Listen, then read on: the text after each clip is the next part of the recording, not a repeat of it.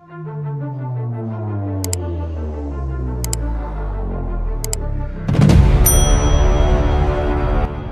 Iglesia ni Cristo Church of Christ ay isa sa mga pinakamalaki at pinakamatatag na relihiyosong samahan sa Pilipinas na patuloy na lumalawak at lumalago sa iba't ibang panig ng mundo. Sa kabila ng kanilang mga proyekto, dedikasyon sa pananampalataya at di matatawarang pagkakaisa, hindi may kakaila na may mga sektor ng lipunan na nagpapahayag ng galit, kritisismo at maling pananaw laban sa Iglesia ni Cristo. Ang tanong, bakit nga ba may mga taong galit sa Iglesia ni Cristo? Sa likod ng pag-usbong ng kanilang pananampalataya at lumalawak na impluwensya, may mga kritisismo at paninira na nagmumula sa iba't ibang grupo at individual.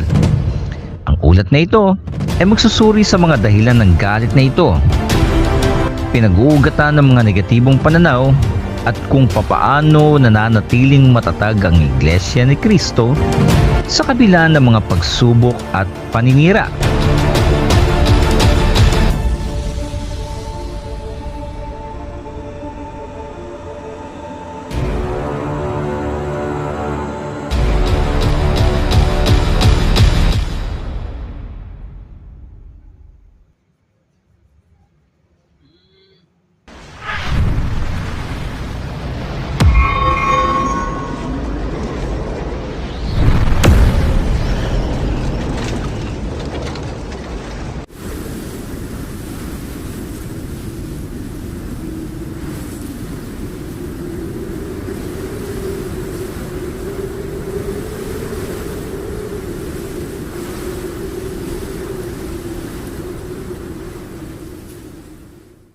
Narito ang mga dahilan kung bakit maraming tao ang galit sa Iglesia ni Cristo. Una, matibay na paninindigan sa doktrina. Isa sa mga pangunahing dahilan ng galit ng ilang tao sa Iglesia ni Cristo ay ang matatag na paninindigan ng samahan sa kanilang mga doktrina. Mula noong may rehistro ni Ka Felix Y. Manalo noong 1914 sa pamahalaan ng Pilipinas ang simbahan, ipinahayag na ng Iglesia ni Cristo na sila ang tanging tunay at lehitimong iglesyang itinatag ni Cristo, alinsunod sa mga aral ng Biblia. Sa isang mundo kung saan laganap ang ideya na maraming daan patungo sa kaligtasan at malawak ang interpretasyon ng pananampalataya, itinuturing ng ilang kritiko na makitid ang pananaw ng Iglesia ni Cristo. Para sa kanila, ang eksklusibong paniniwala ng Iglesia ay sila lamang ang tunay at tila pagmamataas ito. Ngunit sa mga kaanib nito, ito ay simpleng pagsunod sa utos ng Diyos at paniniwala na ang kaligtasan ay matatagpuan lamang sa tunay na iglesyang binabanggit sa Biblia.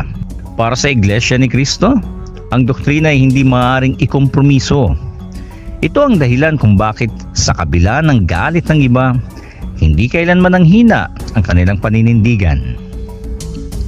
Ikalawa, pagkakaiba sa paniniwala sa ibang Kristiyanong sekta.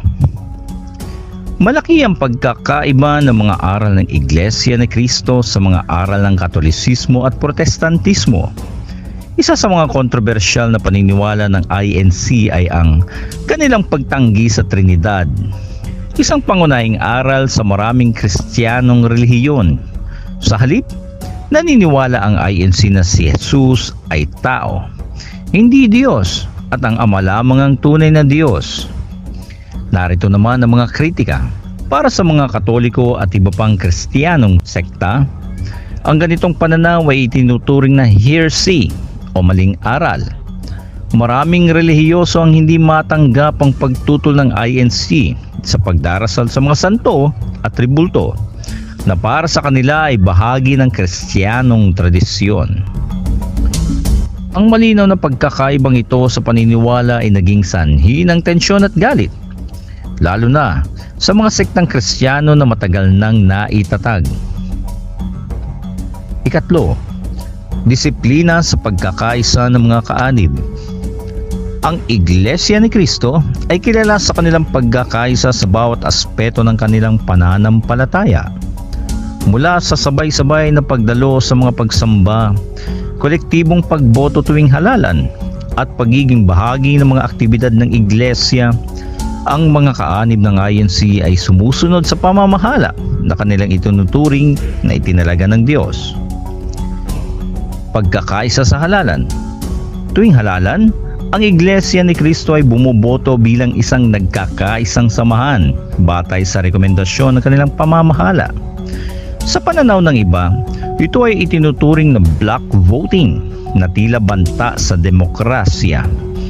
Ngunit para sa mga kaanib, ito ay nagpapakita ng pagkakaisa at pagsunod sa kalooban ng Diyos. Pananaw ng ibang tao. Maraming politiko ang natatalo dahil sa pagkakaisang boto ng INC. Kaya may mga individual na nagkikimkim ng galit sa iglesia. Iniisip ng iba na ang ganitong uri ng pagkakaisa ay pakikialam sa politika, kahit na ang INC ay nananatiling hiwalay sa mga politikal na partido. Ika-4, maling impormasyon at paninira. Hindi mawawala ang mga maling impormasyon at paninirang puri laban sa Iglesia ni Cristo. Sa paglipas ng panahon, maraming lumabas na akusasyon na walang matibay na ebidensya laban sa Iglesia. May mga dokumentaryo, social posts at iba pang plataforma na ginagamit upang siraan ang Iglesia. Ito naman ang sanhi ng paninira. Una, inggit.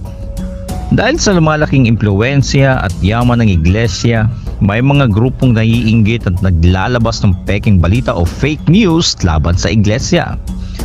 Ikalawa, kompetisyon. May mga sektang nararamdaman na nababawasan ng kanilang mga miyembro dahil sa paglipat ng mga tao sa iglesia. Ikatlo, personal na sama ng loob. May mga individual na dating kaanib na natiwalag dahil sa mga pagsuway sa panuntunang moral at biblikal. O di kaya'y napatawan ng disiplina kaya bumaling sa paninira.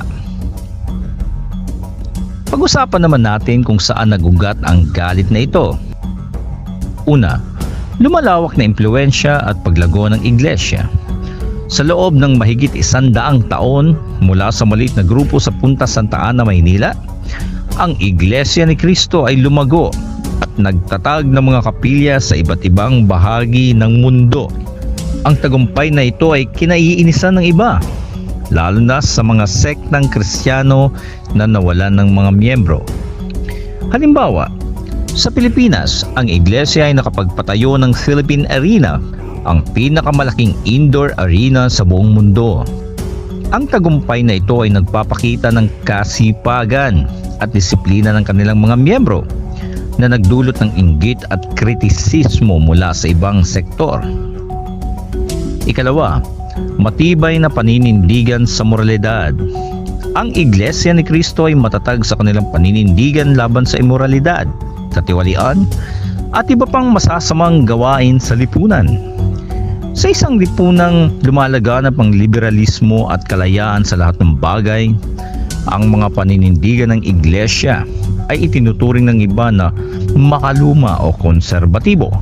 Sa kabila ng mga kritisismo at maling pananaw ng iba, ang Iglesia ni Cristo ay patuloy na lumalago at nananatiling matatag sa kanyang mga aral at pananampalataya.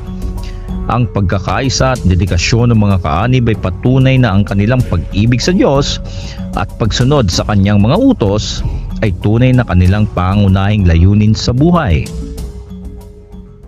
Kung ikaw ay naghahanap ng malinaw na kasagutan sa iyong mga katanungan patungkol sa pananampalataya at nais mong malaman ang katotohanan batay sa Biblia, bukas ang pintuan ng Iglesia ni Cristo para sa iyo. Hinihikayat namin kayo na bumisita sa pinakamalapit na kapilya ng Iglesia ni Cristo sa inyong lugar.